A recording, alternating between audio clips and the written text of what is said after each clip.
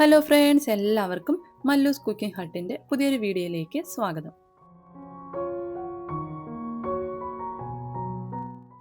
ഇന്നത്തെ വീഡിയോ എന്ന് പറയുന്നത് മുട്ട വെച്ചിട്ട് നമുക്ക് എളുപ്പത്തിൽ തന്നെ തയ്യാറാക്കി എടുക്കാൻ പറ്റുന്നൊരു കട്ട്ലറ്റാണ്. നമ്മൾ എണ്ണയിലിട്ട് കഴിയുമ്പോഴത്തേക്കും പിരിഞ്ഞു പോകാത്ത രീതിക്ക് തന്നെ നമുക്ക് ഈസി ആയിട്ട് ഈ ഒരു കട്ട്ലറ്റ് തയ്യാറാക്കി എടുക്കാനായിട്ട് പറ്റും. അപ്പോൾ ഇതെങ്ങനെയാണ് തയ്യാറാക്കി എടുക്കുന്നതെന്നൊന്ന് നോക്കാം. അപ്പോൾ നമ്മുടെ വീഡിയോയിലോട്ട് പോകുന്നതിന് മുമ്പായിട്ട് വീഡിയോ കാണുന്ന സമയത്ത് നിങ്ങൾക്ക് ഇഷ്ടപ്പെടുകയാണെന്നുണ്ടെങ്കിൽ ഒന്ന് ലൈക്ക് ചെയ്തേക്കണേ. അതുപോലെ തന്നെ ചാനലൊന്ന് സബ്സ്ക്രൈബ് ചെയ്ത് സപ്പോർട്ട് ചെയ്യാനും മറക്കല്ലേ. അപ്പോൾ നമ്മുടെ മുട്ട കട്ട്ലറ്റ് എങ്ങനെയാണ് തയ്യാറാക്കി എടുക്കുന്നതെന്നൊന്ന് നോക്കാം. അതിനായിട്ട് നമുക്ക് ആദ്യം വേണ്ടത് ബ്രെഡാണ്. അപ്പോൾ ഞാൻ 4 ബ്രെഡ് എടുത്തിട്ടുണ്ട്. ഈ ബ്രെഡ് നമുക്ക് ചെറിയ ചെറിയ കഷ്ണങ്ങളാക്കി മുറിച്ച് ഒരു ബൗളിലേക്ക് ഒന്ന് ഇട്ട് കൊടുക്കാം. അതിനുശേഷം നമുക്ക് കൈ വെച്ചിട്ട് തന്നെ നമുക്ക് പറ്റുന്ന അത്രയും നന്നായിട്ട് ഒന്ന് പൊടിച്ച് എടുക്കാം. ഇനി നമുക്കിതിലേക്ക് ചേർത്ത് കൊടുക്കേണ്ടത് മുട്ടയാണ്. അപ്പം ഞാൻ 4 മുട്ട നല്ലതുപോലെ ഒന്ന് വേവിച്ച് ഗ്രേറ്റ് ചെയ്ത് എടുത്തിട്ടുണ്ട്. അത് നമുക്കിതിലേക്കൊന്ന് ചേർത്ത് കൊടുക്കാം. നമ്മളെടുക്കുന്ന ഈ ഒരു 4 മുട്ടയ്ക്ക് 4 ബ്രെഡ് കറക്റ്റായിട്ടുള്ളൊരു അളവായിരിക്കും. നമ്മൾ മുട്ട കൂടുതൽ എടുക്കുന്നതിനനുസരിച്ചിട്ട് ബ്രെഡിൻ്റെ അളവ് ഒന്ന് കൂട്ടിക്കൊടുത്താൽ മതിയാവും.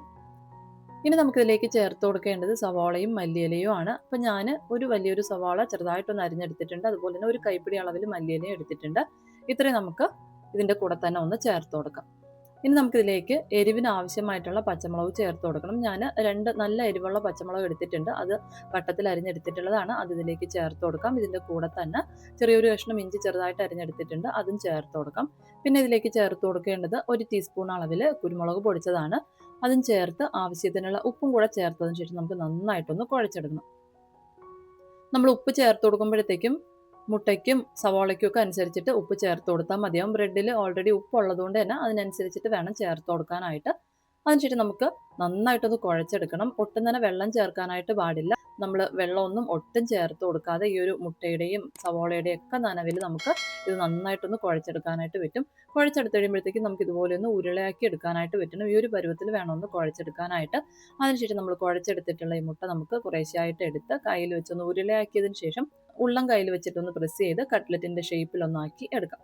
ഇപ്പോൾ ഞാൻ ഒരെണ്ണം ഒന്ന് റെഡിയാക്കി എടുത്തിട്ടുണ്ട്. ഇതുപോലെ നമുക്ക് എല്ലാ മുട്ടയും ഒന്ന് കട്ട്ലറ്റിൻ്റെ ഷേപ്പിലൊന്ന് ആക്കിയെടുക്കാം.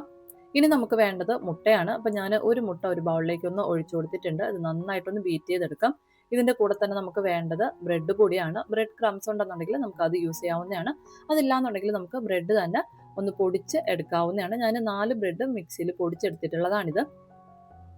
ഇനി നമ്മൾ ഷേപ്പാക്കി വെച്ചിട്ടുള്ള മുട്ട നമുക്ക് ഓരോന്നായിട്ട് എടുത്ത് നമ്മൾ കലക്കി വെച്ചിട്ടുള്ള ഈ മുട്ടയിലൊന്ന് മുക്കിയതിന് ശേഷം നമ്മൾ പൊടിച്ചു വെച്ചിട്ടുള്ള ഈ ബ്രെഡ് പൊടിയിൽ നന്നായിട്ടൊന്ന് കോട്ട് ചെയ്ത് എടുക്കാം.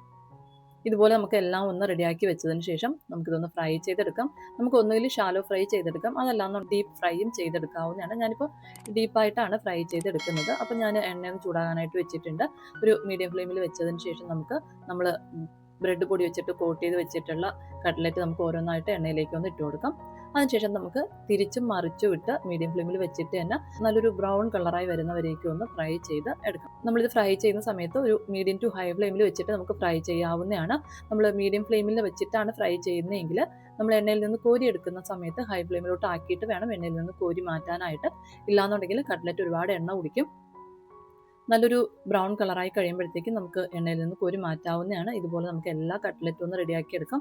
അപ്പോൾ എന്തായാലും തയ്യാറാക്കി നോക്കാം. നിങ്ങൾക്ക് വീഡിയോ ഇഷ്ടപ്പെടുകയാണെന്നുണ്ടെങ്കിൽ ലൈക്ക് ചെയ്യാനും അതുപോലെ തന്നെ ചാനലൊന്ന് സബ്സ്ക്രൈബ് ചെയ്ത് സപ്പോർട്ട് ചെയ്യാനും മറക്കല്ലേ.